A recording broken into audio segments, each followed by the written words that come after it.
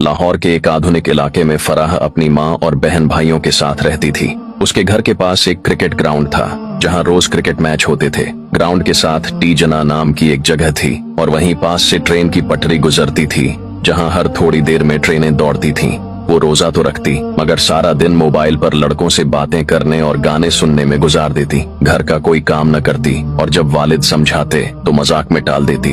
रोजा रखना ही बहुत बड़ा काम है, बाकी सब फजुल है। उसकी माँ भी ऐसी ही थी, दौलत को सबसे ज्यादा अहमियत देने वाली, शौहर और नेक बेटे को दबाने वाली और बेटियों को आजाद छोड़ने वाली। फराह की बहन भी उसी की तरह थी। इन दोनों को न रोजे की कदर थी न इबादत की, मगर जब घर वाले देखते तो फराह इबादत का झूठा ड्रामा करने लगती। तस्बीह हाथ में लेकर बैठ जाती ताकि सब यही समझें कि वो नेक है। फराह का बाप एक मेहनती मजदूर था जो सुबह काम पर चला जाता और रात को थका हारा घर लौटता, मगर जब वो आता तो बीवी उसके साथ नौकरों जैसा सलूक करती। वो खाने के लिए कहता तो वो तंजिया कहती, इतनी मेहनत करते हो फिर भी शिकायतें करते हो, खुद जाकर खा लो। जब वो अपनी मेहनत की कमाई घर लाता तो बीवी जबरदस्ती उसके हाथ से पैसे छीन लेती और पूछती, पूरे पैसे कहाँ हैं? एक एक रुपए का हिसाब दो। अगर शौहर कुछ पैसे अपनी जरूरतों के लिए रख लेता तो वो चीखने लगती, ये पैसे मेरे हैं, तुम्हें अपनी कमाई रखने का कोई हक नहीं। दो भाई, एक माँ का गुलाम, दूसरा बाप की तरह मेहनती फराह के दो भाई थे।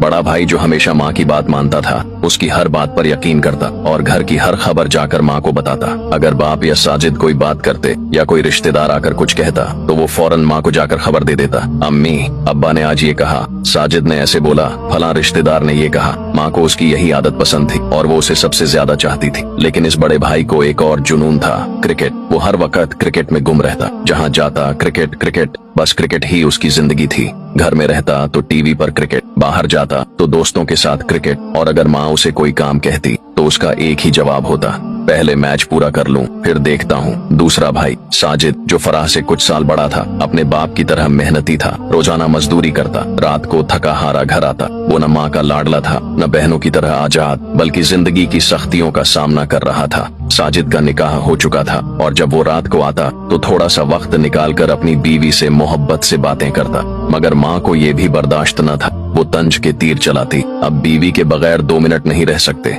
माँ के लिए वक्त नहीं बचा, बस बीवी ही सब कुछ बन गई। तू भी अपने बाप की तरह बीवी का गुलाम बन गया। रमजान की खूबसूरत रात, फराह पर अल्लाह का अजाब। एक रात जब सब लोग तरावीह पढ़ रहे थे, फराह और उसकी बहन मोबाइल में मग्न थीं। अचानक फराह का जिस्म कांपने लगा, आंखों के आगे अंधेरा छा गया और वो जमीन पर गिर पड़ी। बहन खौफजदा हो गई। वो फराह के करीब आई और उसकी बेहोशी में सवाल करने लगी, फराह तुम्हें क्या हो गया? ये सब क्यों हो रहा है? कहीं तुम्हें अल्लाह के अजाब ने तो नहीं पकड़ लिया? मगर फराह कुछ न बोल सकी, उसकी जबान बंद हो चुकी थी। फराह को फौरन अस्पताल ले जाया गया। डॉक्टर ने कहा इसका इलाज मुमकिन है मगर काफी पैसे लगेंगे। माँ के चेहरे का रंग बदल गया। वो जो सारी दौलत जमा करने में लगी रहती थी, आज जब बेटी की जिंदगी बचाने का वक्त आया तो वो कहने लगी, इतने पैसे मेरे पास नहीं है, मैं ये खर्च नहीं कर सकती। बड़ा भाई भी माँ की तरह ही था, वो भी खामोश खड़ा रहा। मगर साजिद आगे बढ़ा। उसने अपनी सारी जमा पूंजी निकाली और फराह के इलाज के लिए दे दी। अल्लाह ने रहम किया और इलाज के बाद फराह ठीक हो गई। आंख खुलते ही उसकी आंखों से आंसू जारी हो गए। वो रोती हुई साजिद के गले लग गई और रोते रोते कहने लगी,